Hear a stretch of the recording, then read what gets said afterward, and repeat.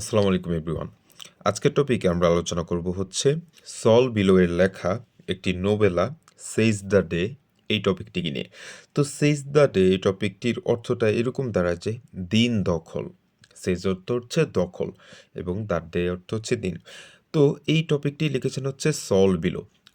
নোবেলাটিকে নিয়ে আলোচনা করার পূর্বে আমরা রাইটার সম্পর্কে একটু জেনে নেব, কজ একটা রাইটারের যখন আমরা তার ব্যক্তিগত জীবন সম্পর্কে একটু জানবো, তখন আমরা তার রাইটারের মানে লেখার ধরন সম্পর্কেও একটা সুন্দর একটা আইডিয়া পেয়ে যাব।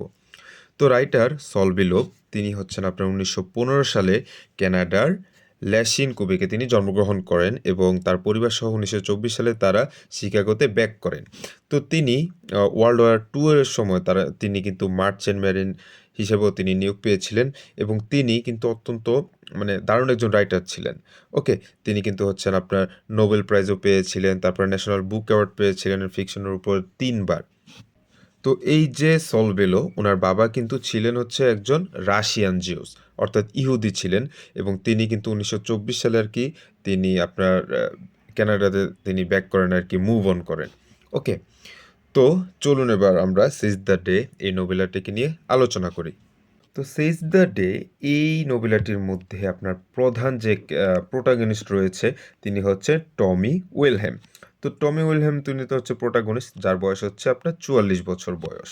ওকে, তিনি হচ্ছে নিউ ইয়র্ক সিটিতে তিনি বসবাস করেন। তো এই টমি উইলহেমের বাবা হচ্ছে ডক্টর অ্যাডলার। তো ডক্টর অ্যাডলার তিনি কিন্তু হচ্ছেন একজন জিউইশ আমেরিকান, অর্থাৎ ইহুদি আমেরিকান। তো আমি আপনাকে বলেছিলাম না যে আমরা যখন একটা রাইটারের জীবন সম্পর্কে জানবো, তো ওই রাইটারের লেখা সম্পর্কে আমাদের আইডিয়াটা খুব ভালো হয়ে যায়। তো আমরা এখানে দেখব যে টমি উইলহেম, এখানে আপনার যে রাইটার রয়েছেন আপনার সল বিলো, ওনার বাবাও কিন্তু হচ্ছেন একজন জিউস ছিলেন, অর্থাৎ ইহুদি ছিলেন। তো আমরা এইখানে এই নোবেলাটির মধ্যে আমরা দেখব যে টমি উইলহেম, ওনার বাবার নাম হচ্ছে ডক্টর অ্যাডলার, যিনি হচ্ছেন একজন জিউইশ আমেরিকান। তো এই নোবেলাটির মধ্যে আমরা দেখব যে ডক্টর অ্যাডলার তিনি কিন্তু হচ্ছেন একজন খুবই হার্ড ওয়ার্কার পারসন। তিনি কিন্তু অনেক কষ্ট করে তিনি কিন্তু সাকসেসফুল হয়েছেন। তিনি ইস্টাবলিশ হওয়ার জন্য অনেক কষ্ট করেছিলেন এবং আপনার প্রশংসা স্বরূপ তিনি কিন্তু হচ্ছে ডক্টর উপাধি পেয়েছিলেন, অর্থাৎ প্রফেসর, এরকম একটা উপাধি তিনি পেয়েছিলেন। এবং ওনার মধ্যে আরেকটা ব্যাপার আছে, সেটা হচ্ছে তিনি কিন্তু তার সন্তানদেরকে কিন্তু তিনি ক্যারি করতে চান না। ওকে, তিনি চান যে তার সন্তানরা যেন নিজের পায়ে দাঁড়ায় এবং তারা যেন নিজেই তাদের লাইফের যে গোলটা অ্যাচিভ করতে পারে। এখানে কিন্তু তিনি তার সন্তানদেরকে তিনি সাহায্য করতে চান না। এবং নোবেলাটি আমরা যখন ডিসকাস করব তখন আরও বেশি ক্লিয়ার হয়ে যাব। তো এরকম আরও অনেকগুলো ক্যারেক্টার পাবো, যেমন ডক্টর টামকিন, তিনি হচ্ছেন একজন আপনার ফ্রড। এরকম আরও একজন আছে মার্গারেট হচ্ছে আপনার টমি উইলহেমের ওয়াইফ। তারপর হচ্ছে মরিস ভেনিস, তিনি হচ্ছেন একজন ফ্রড, ট্যালেন্টেড একজন স্কাউটস তিনি রয়েছেন। তারপর অলিভ রয়েছেন, অর্থাৎ যাকে হচ্ছে আপনার টমি উইলহেম যাকে পছন্দ করতেন। তারপর হচ্ছে টমির একজন বোনও রয়েছেন, ক্যাথেরিন। ওকে, তো এরকম আরও অনেকগুলো ক্যারেক্টার রয়েছে। এবার চলুন আমরা দেরি না করে নোবেলাটিকে নিয়ে আলোচনা করি। তো পুরো নোবেলাটি আমি গল্প আকারে বলার চেষ্টা করব। তো শুরুতে আমরা দেখব যে টমি উইলহেম, যার বয়স হচ্ছে প্রায় আপনার 44 বছর বয়স, তিনি হচ্ছেন আপনার নিউ ইয়র্ক সিটির আপনার ওয়েস্ট সাইডের একটা হোটেল রয়েছে, সেটা হচ্ছে হোটেল গ্লোরিয়ানা, যেখানে তিনি মানে টেম্পোরারিলি থাকেন আর কি, অস্থায়ীভাবে। তো একই হোটেলের মধ্যে আপনার টমি উইলহেমের যে বাবার যিনি রয়েছেন ডক্টর অ্যাডলার, তিনিও সেখানে থাকেন প্রায় কয়েক বছরের জন্য, তিনি সেখানে রেসিডেন্স নিয়েছেন থাকার জন্য। তো টমি উইলহেম তিনি হচ্ছেন অনেকটা বাংলাদেশের সিনেমার নায়কদের মতোই, অনেক বেশি কষ্ট করে নায়ক জসিমের মতোই তিনি সব জায়গায় তিনি ফেল করে আসছেন। অর্থাৎ বর্তমান সময়ে টমির কিন্তু কোনো জব নেই, তার একটা সেলসম্যানের জব ছিল, তিনি সেইটা হারিয়েছেন। তারপরে তিনি কিন্তু ইয়াং বয়সে তিনি কিন্তু কলেজ ড্রপ আউট হয়েছেন। তারপরে তার কিন্তু 2টা বাচ্চা রয়েছে এবং রিসেন্টলি তার ওয়াইফের সাথে কিন্তু তার সেপারেশন হয়ে গেছে। সেপারেশন বলতে কিন্তু তাদের ডিভোর্স হয়নি, তাদের ঝগড়া হয়ে তারা আলাদা থাকেন আর কি, এরকম হয়ে গেছেন। তো এক কথায় বলা যায় যে তিনি এক প্রকার তার বাবার কাছে বোঝা। তো এখানে ওনার যে বাবা রয়েছেন ডক্টর অ্যাডলার, তিনি কিন্তু একজন ভালো মানুষ, তিনি চান না যে তার ছেলে মেয়েরা তার উপর ভর করে চলুক। হ্যাঁ, যদি ওনার ফাইন্যান্সিয়াল কন্ডিশন ভালো, কিন্তু তিনি চায় না যে তার ছেলেমেয়েরা ওনার সম্পত্তি মানে ওনার উপর ভর দিয়ে চলুক। তিনি চায় যে তার ছেলেমেয়েরা যেন তার নিজের পায়ের উপরে দাঁড়ায় এবং তারা যেন নিজের মতো করে তারা খুব ভালোভাবে চলতে পারে।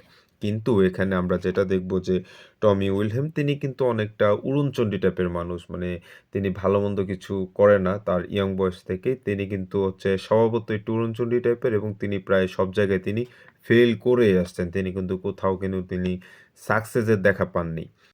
তো এখানে টমি উইলহেমের ছোটবেলার একটি গল্প বলি, যেটা হচ্ছে আপনার আমরা নোবেলাটি পড়লে আমরা দেখব যে ফ্ল্যাশব্যাকে গিয়ে এসব কথা বলা হচ্ছে।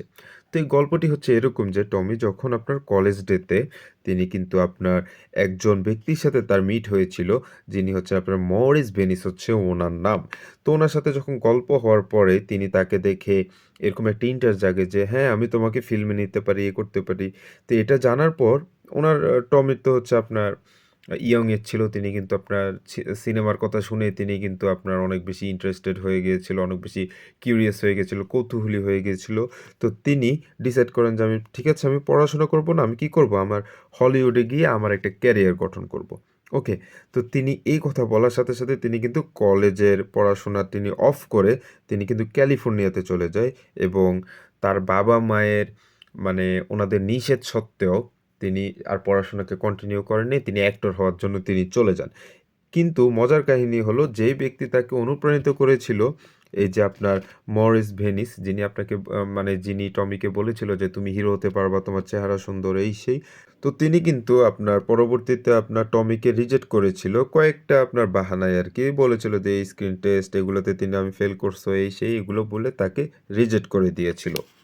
তো এভাবেই চলতে চলতেই টমি তার লাইফের অনেকগুলো ফেইলিউর তিনি মানে তার লাইফে অনেকবারই তিনি অসফল হয়েছেন। তিনি কিন্তু কখনোই সফলতার দেখা দেখতে পাননি। তো দেখতে, দেখতে টমির বয়স হয়ে গেছে এখন ৪৪ বছর বয়স এবং রিসেন্ট টাইমে সে তার চাকরিও হারিয়েছে। ওকে, তিনি কিন্তু সেলসম্যানের একটি চাকরি করত, সেই চাকরিটি হারিয়েছে। তার বিয়ে হয়েছিল, ২ টা বাচ্চাও আছে এবং তারপরেও তার বউয়ের সাথে ঝগড়া হওয়ার পরে তার বউয়ের সাথে কি হয়েছে? তার সেপারেশন হয়ে গেছে। তো এই মুহূর্তে টমি কিন্তু একজন মেয়ের প্রেমে পড়েন। মেয়েটির নাম হচ্ছে আপনার অলিভ। তো অলিভকে তিনি কিন্তু অনেক বেশি মানে পছন্দ করেন এবং তিনি কিন্তু চান যে তাকে বিয়ে করতে এবং টমি মনে করেন যে তাকে বিয়ে করলে তিনি কিন্তু অনেক বেশি সুখী হতে পারবেন। কারণ টমির কিন্তু আপনার ইমোশনালি এবং ফাইন্যান্সিয়ালি কিন্তু তার অনেক বেশি সাপোর্টের দরকার ছিল, অনেক বেশি অ্যাসিস্ট্যান্টের দরকার ছিল। ওকে? যে কেউ একজন তাকে সাপোর্ট করুক, এরকম একজনের দরকার ছিল। তো তার কাছে মনে হয়েছিল যে অলিভ হয়তোবা তার জন্য পারফেক্ট। কিন্তু আপনার টমি কিন্তু অলিভকে বিয়ে করতে পারে না। তো এটার একটা রিজন হলো টমি কিন্তু তখনও ম্যারিড ছিল। টমির যে ওয়াইফ রয়েছে আপনার মার্গারেট, তো মার্গারেট কিন্তু আপনার টমিকে ডিভোর্স দেয়নি। হ্যাঁ? তিনি কিন্তু ডিভোর্সে রাজি হননি। এইজন্য তৎকালীন সময়ের ইংল্যান্ডের রুলস অনুযায়ী সে কিন্তু তখন বিয়ে করতে পারেনি তাকে অলিভকে। তো টমি এত অভাবের অনটনের ভিতরে টমি কিন্তু কিছু, কিছু টাকা জমিয়েছিল। তো সে সবসময় চাইতো যে সে তার এই যে মানে ফাইন্যান্সিয়াল যে অভাবগুলো রয়েছে, অনটন রয়েছে সেগুলো থেকে সে ওভারকাম করতে চাইতো। তো সে তার সর্বশেষ যে টাকাটি জমানো ছিল সেই টাকাগুলো তিনি একজন মানে ডক্টর টেম্পকিন নামক এক প্রতারকের কাছে তিনি এটি ইনভেস্ট করেছিলেন। ওকে? তো ডক্টর ফ্রডল্যান্ড তিনি কিন্তু হচ্ছে পুরোদস্তুর একজন প্রতারক, যিনি হচ্ছে বিভিন্ন সময় তিনি চাপাবাজি করে থাকেন যে তিনি এই করছেন, ওই করছেন। সাইকোলজিস্ট, তিনি একজন কবি, একজন পোয়েট, তারপরে হচ্ছে তিনি কিন্তু আবার জাহাজের অমুক-সমুক কত কিছু তিনি যে বলেন, তিনি আবার একটা গ্যাংয়েরও নাকি একজন মেম্বার। এরকম অনেক কিছুই তিনি চাপাবাজি করেন আরকি। তো এগুলো করে তিনি কি করছেন আপনার যে টমি রয়েছেন, টমি উইলহেম তার ব্রেইনটাকে ওয়াশ করছেন ভালোভাবে। তো ব্রেইনটা ওয়াশ করার পরে বলছেন যে আমাদের যে টাকাগুলো আছে এগুলো আমরা শেয়ার মার্কেটে দিব। বাজারের পণ্য যে বাজার রয়েছে এগুলোতে আমরা টাকা ইনভেস্ট করব, অনেক টাকা আসবে। এইগুলো বলে, বলে তার মাথার মধ্যে একটা ভূত চাপায়া দিছিল। তো আপনার ডক্টর ট্যামকিনের কথা অনুযায়ী ব্রেন ওয়াশ হওয়ার পরে আপনার টমি তো সব টাকা যাক তিনি ইনভেস্ট করলেন। ইনভেস্ট করার পর টমি কি করছেন আপনার বিভিন্ন জায়গায় বিভিন্ন ক্যারেক্টার্স আমরা এখানে দেখব। তাদের সাথে টমির দেখা হয় ব্যবসা বিষয়ক। তিনি এদিকে সেদিকে অনেক দিকেই যান এবং পরবর্তীতে আমরা দেখব যে এই ব্যবসায়ও তিনি লাল বাত্তি খেয়েছেন। অর্থাৎ তিনি এখানেও তিনি বিশাল একটা ধরা গেছেন এবং সব সেভিংস তার শেষ। মানে এবার টমি হচ্ছে এক প্রকার হচ্ছে তিনি দেউলিয়ার মতোই হয়ে গেছেন এবং মজার কাহিনী হচ্ছে মানে যখন ব্যবসায় পুরোদমে লস খেলো, এরপর হচ্ছে ডক্টর টামকিন তিনি একদম পুরোপুরি ডিসঅ্যাপিয়ার্ড হয়ে গেছে। তিনি উধাও হয়ে গেছেন। ডক্টর টামকিনের কোথাও দেখা নাই। তো ডাক্তার টামকিনকে খুঁজতে টমি এবার আপনার ডাক্তার টামকিনের রুমে যায়। তো এখানে একটি কথা বলা উচিত ছিল আমার, আমি এটা বলতে ভুলে গেছিলাম যে ডক্টর টামকিন তিনিও কিন্তু হোটেল গ্লোরিয়ানাতেই থাকেন। ওকে, এই জিনিসটা বলতে আমি ভুলে গেছিলাম, সরি। তো ডক্টর টামকিনকে মানে খুঁজতে আপনার সেখানে যাচ্ছিল হচ্ছে আপনার টমি, এবং সেই সময় আপনার কয়েকটি কাহিনী ঘটে। যেমন তিনি তার বাবার সাথে যখন তার দেখা হয়েছিল টমির, তখন তার বাবা তাকে স্পষ্ট জানিয়ে দিয়েছে যে আমি তোমাকে আর কখনো কোনো ব্যাপারে এক পয়সাও সাহায্য করব না। তো এইভাবে যখন রাগান্বিত হয়ে এভাবে কথা বলেছিল, তখন কিন্তু আপনার টমি কিন্তু অনেক বেশি ডিসঅ্যাপয়েন্টেড হয়ে গেছিল এবং তার অনেক বেশি রাগ হয়েছিল। তো এমন সময় তার ওয়াইফও তাকে ফোন দিয়েছিল, এবং ফোন কলে সে তো অনেক বেশি রেগে আছে। সে তার ওয়াইফের সাথে অনেক বেশি চিল্লাচিল্লি করেছে এবং ওয়াইফকে বলতেছে যে আমার শ্বাসরোধ হয়ে আসছে, আমি নিঃশ্বাস নিতে পারতেছি না। মানে এতটা বেশি তার রাগ হয়েছিল, এতটা বেশি তার কষ্ট লাগছিল। তো এমন সময় আপনার কি বলে ডক্টর টামকিনকে খোঁজার জন্য সে রাস্তায় বেরিয়ে পড়ে, এবং সে হঠাৎ করে মানে দূর থেকে লক্ষ্য করে কি ডক্টর টামকিন, এবং সে সেখানে ছুটে যায়।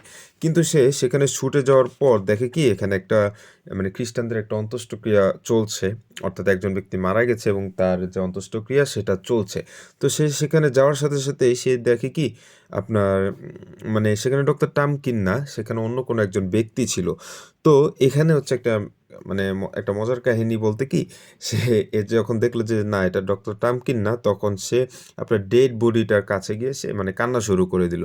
তো সে যখন কান্নাকাটি করতেছিল, তো ডেড বডির আশেপাশে যে ব্যক্তিরা রয়েছিল সবাই হা করে তাকিয়ে আছে যে কি কি ব্যাপার, এই লোকটা কে, আপনার মৃত ব্যক্তির কি কিছু হয় কিনা, সবাই মানে একটু অদ্ভুত দৃষ্টিতে তাকিয়ে আছে। হ্যাঁ, মানে বিস্মিত সবাই যে কি হচ্ছে এগুলো, এই লোকটা কেন কাঁদতেছে। কিন্তু এখানে আপনার যে টমি রয়েছে, টমি উইলহেম, সে কিন্তু অন্য চিন্তায় সে কাচ্ছে। আমরা বুঝতে পারতেছি তার ভিতরে যে কি কষ্টটা চলতেছিল, যে সে মানে কি করবে কিছুই বুঝতে পারতেছিল না।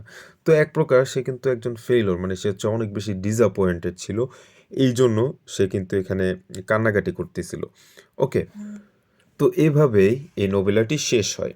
তো এই নোবেলাটির মধ্যে আমরা অনেকগুলো থিম পাই, যেমন হচ্ছে আমাদের সাইকোলজিক্যাল একটা থিম পাই, সাইকোলজির একটা থিম পাই, ডিসিপশন পাই, তারপর হচ্ছে ফেইলর, যে থিমটা অত্যন্ত গুরুত্বপূর্ণ, যে ফেইলরটা আমরা দেখতে পাই এখানে।